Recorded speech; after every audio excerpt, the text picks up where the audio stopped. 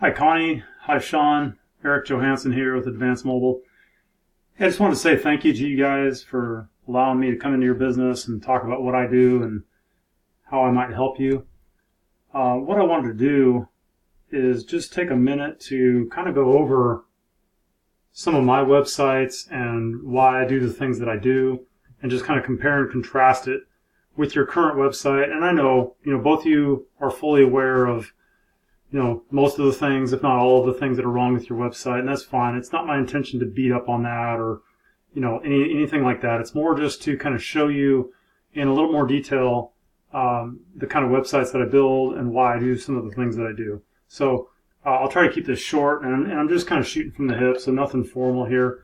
So I'm going to go directly to this custom cabinet maker in Fairhope that I recently did his site. I like it. I think it turned out really nice. He, obviously does a high-end product, not unlike you guys. I mean, you turn out a high-end product. You're not shooting for the low end of the market, and like you made it very clear to me, Sean, you're not trying to grab every piece of concrete work out there. In fact, it's quite the opposite. You're looking for select kinds of work, and that's great. I encourage everybody to specialize. So on this website, nothing busy. I like white backgrounds. I like things like pictures to pop because, pictures say 1,000 words. So, big phone number up here. Icons for social media and associations and, marketing sites and Google My Business that kind of fit the scheme, wood based, and we could do something similar that fits with what you guys do. Not to be overly fancy, but just to make it fit a theme, so it's cohesive when people look at it. So one of the things that I started doing recently, 6 or 8 months ago, just based upon research that I read, that has to do with conversion. Conversion is when somebody comes to your website, they might stay there for a certain amount of time, but if they don't call you or email you or contact you through a form like this, then there's no conversion. So because of research that I've read, I'm convinced that having a form like this on every page is the critical thing, because you never know where somebody's going to be, looking at your website and realize, okay, yeah, I need to reach out to these guys and talk to them. And it could be after hours. Maybe they just don't feel like picking up the phone. They feel like having you call them. So the form is just a really convenient way for people to reach out to you without having to initiate that phone call. I like to keep forms simple.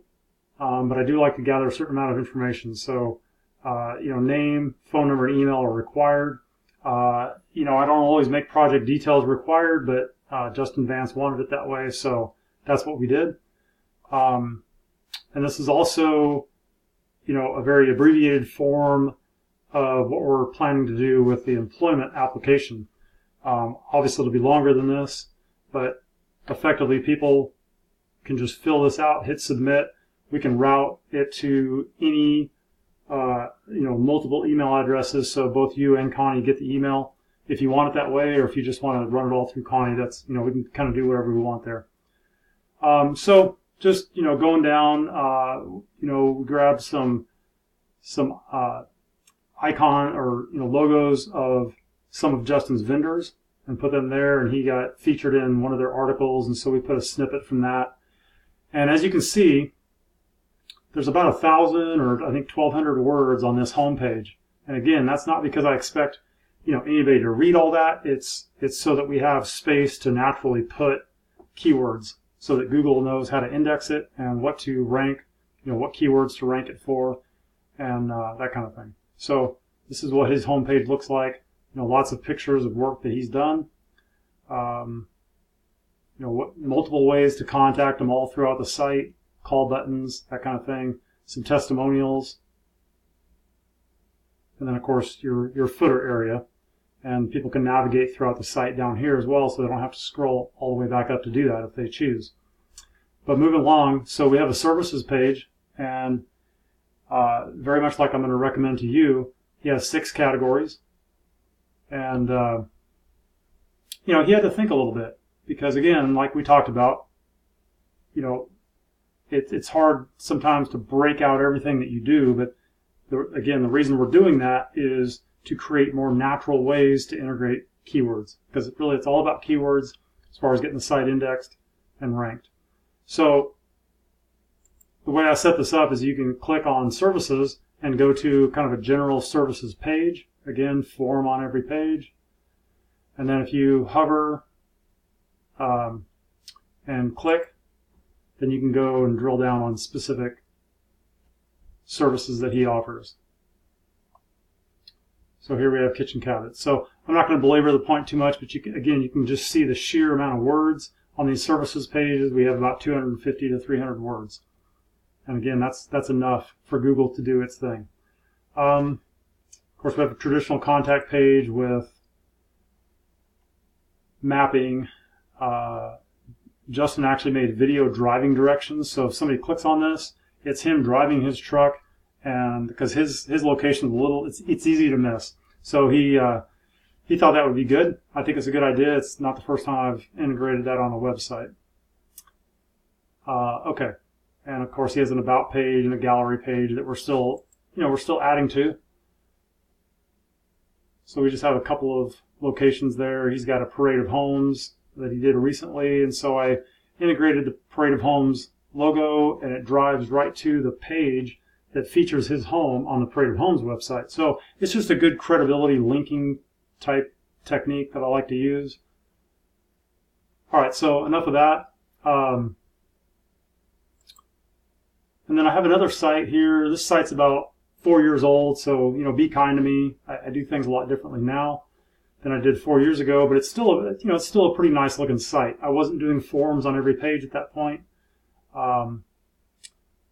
But again, Thomas H. Davis is similar to you in the sense that he does primarily bid work. So he needs a website that contractors can go to and say, okay, this guy's the real deal. And on top of that, one of the things that we did is basically built his resume onto a page. And it's a pretty impressive resume. It talks about his education. And then the last thing I kind of wanted to show you here is a list of completed projects. So we're going to do something similar on your site. I think the way that I'll do it now will look nicer. But nonetheless, this gets it done. He decided to put dollar amounts on these jobs just so that, again, contractors can kind of see the scope and level that he can actually handle these large jobs. And I'm sure you've got pricing that's similar, if not more. Anyway, so I just wanted to show you that this can be done, and it's simple, but it gets the point across, and that's the key. So, okay, I think that's it. Just wanted to kind of run through a few things, and of course, real quick, I wanted to point out, obviously this site, your site didn't get finished. But, all throughout, we just have these stock paragraph languages that doesn't say anything. It says kind of it's a suggestion of what to put there. So, and we've talked about all that. So all this information is just kind of incorrect and doesn't drive to anything and that kind of thing. So, and then I didn't even realize until talking to Connie the other day that these are not even clients. This is, again, some kind of stock logos or something that Wix had that never got changed. The contact page is fine. Obviously, we're going to make the employment page its separate page and add more detail and the extended form for an initial application. Okay, so I don't think we really need to belabor the point too much. You guys get it, and I'm looking forward to working with you. So if you have any questions, absolutely give me a call or shoot me an email. And I look forward to talking to you soon. Thank you.